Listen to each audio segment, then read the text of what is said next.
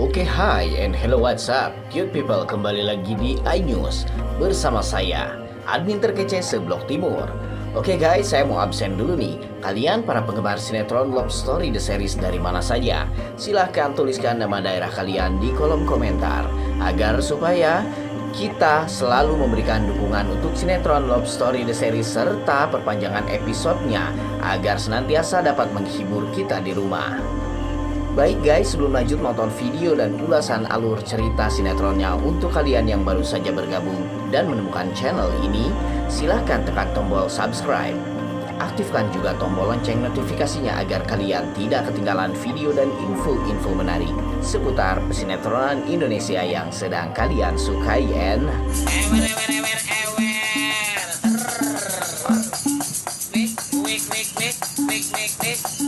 Baik sob, langsung kita masuk ke adegan awal sinetron di mana kita bisa melihat ada si Rama yang sedang sibuk terkantuk-kantuk mengerjakan soal tugas akhir dari universitasnya. Di sini si Rama berusaha dengan sangat maksimal sekali agar dirinya mendapatkan hasil dan nilai yang terbaik supaya semua perusahaan dapat menerima keberadaannya di sana. Dia merasa lelah dan sangat ngantuk sekali dan sepertinya ingin ngopi guys. Saat si Rama ingin membuat kopi, dia hendak menyuruh si Vanessa. Namun sayangnya si Vanessa sudah molor dan juga sudah seperti bangkai. Nah, si Rama akhirnya berinisiatif untuk pergi ke dapur dan membuat kopi itu sendiri. Saat si Rama sudah keluar dari kamar itu dan sudah berada di dapur, ternyata si Vanessa malah terbangun. Ketika si Vanessa terbangun, dia mendengar suara cekikikan seperti suara hantu yang seling bergelantungan di pohon. Awas, kalian harus jaga-jaga dan siaga. Lihat di sekeliling kalian, siapa tahu dia ada juga. Nah, di sini si Vanessa dicekikikin oleh sesosok yang tak kasat mata pada awalnya. Vanessa penasaran lalu ia pun bangun dari tempat tidurnya dan menoleh ke arah tirai. Saat dia membuka tirai, ternyata benar saja ada sesosok makhluk aneh yang berada di balik kaca jendelanya. Vanessa langsung berteriak histeris dan berjerit-jerit sehingganya memancing orang seisi rumah keluar dan juga mempertanyakan apa yang terjadi kepada si Vanessa. Vanessa buru-buru memeluk si Rama dan berkata bahwasanya di rumah itu ada hantu dan hantu tersebut berada di balik jendela kamarnya.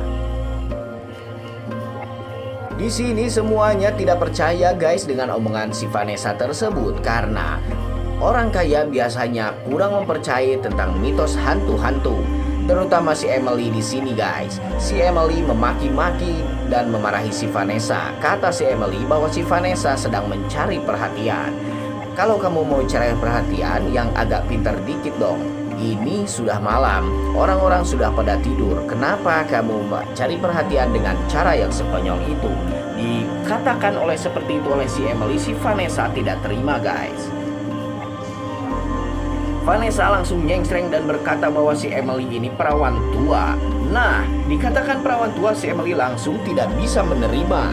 Akhirnya si Vanessa dan si Emily terlibat jenggut-jenggutan rambut. Untung saja mereka keburu dilerai oleh semua orang yang berada di sana saat itu. Hingga pada akhirnya si Oma pun mengajak si Emily keluar dari kamar tersebut demi menghindari tragedi baku hantam yang lebih panjang lagi antara si Vanessa dan juga Emily. Nah, hingga pada akhirnya sebetulnya yang menjadi hantu tersebut adalah Biina.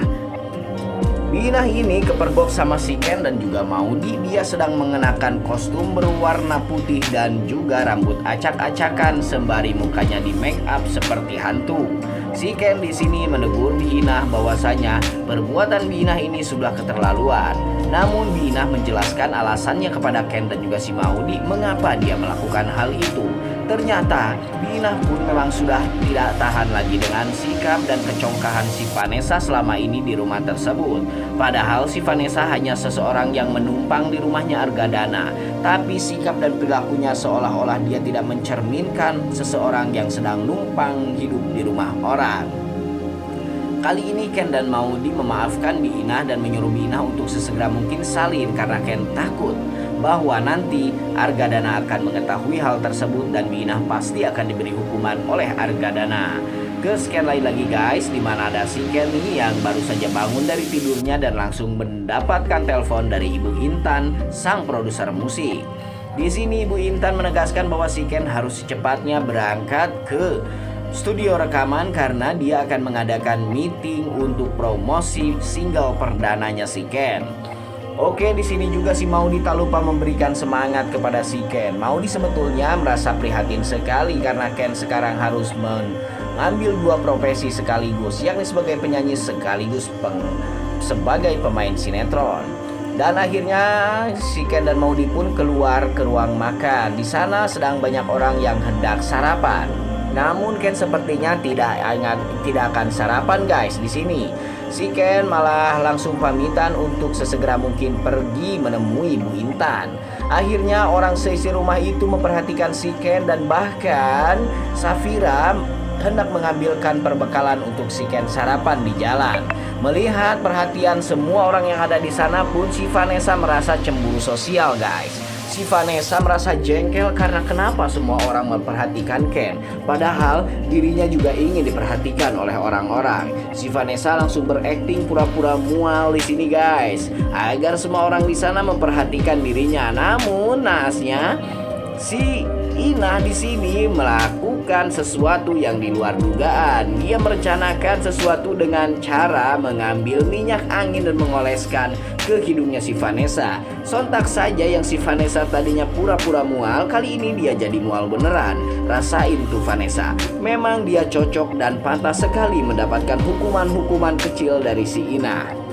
Dan semoga saja si Ina tetap menjalankan perannya untuk senantiasa menghalau si Vanessa. Baik guys, ke scan lain lagi kita bisa melihat si Anita yang sedang dalam penyamarannya. Dia sangat takut sekali bahwa polisi dapat mengenalinya, sehingganya dia menyamar seperti sesosok penari aerobik. Dia pergi dan masuk ke dalam rumahnya untuk mencari berkas dan juga surat-surat kontrak Maudy bersama dirinya. Nah, di sini dia kaget melihat rumah yang sedang dalam kondisi acak-acakan, guys. Akhirnya dia lewat begitu saja tanpa membangunkan si Agil dan kawan-kawanannya. Namun si Tristan Muslim ini melihat keberadaan si Anita di sana dan mengira bahwa itu adalah seorang maling. Akhirnya si Anita pun digebuki oleh rombong dan kawan-kawanan si Agil tersebut. Hingga pada akhirnya si Agil dan kawan-kawanannya pun terkejut melihat bahwa itu adalah si Anita, guys. Oke, ke scan lain lagi di mana ada si Emily yang sedang bingung memikirkan perusahaannya Argadana yang belakangan ini terus mengalami kegagalan. Ada apa sebetulnya yang terjadi ya guys? Emily juga merasa bahwa dirinya sekarang tengah berada dalam beban karena baru saja si Dinda sangat cemburu sekali kepada Emily karena si Dinda pun menuduh Emily ketemuan dengan si Wilantara di sebuah kafe, padahal itu tidak benar sama sekali dan hanya kejadian yang tiba-tiba. Baik, di sini juga si Emily menegaskan kepada si Bunda bahwasanya dia sedang dibebani oleh pemikiran soal perusakan lahan pertaniannya si Wilantara yang sampai saat ini masih menjadi misteri. Semoga saja guys penelusuran Emily ini akan membuahkan hasil dan Emily akan mendapatkan jawaban atas semuanya. Emily juga akan mengetahui siapa sebetulnya Renaldi dan Wilantara secepat mungkin akan memutuskan kontrak dan hubungan kerjanya bersama si Renaldi karena si Renaldi itu bukan orang baik-baik. Sampai di sini dulu ulasannya kali ini dari saya. Sampai jumpa di video-video selanjutnya. Jangan lupa like, komen, dan subscribe.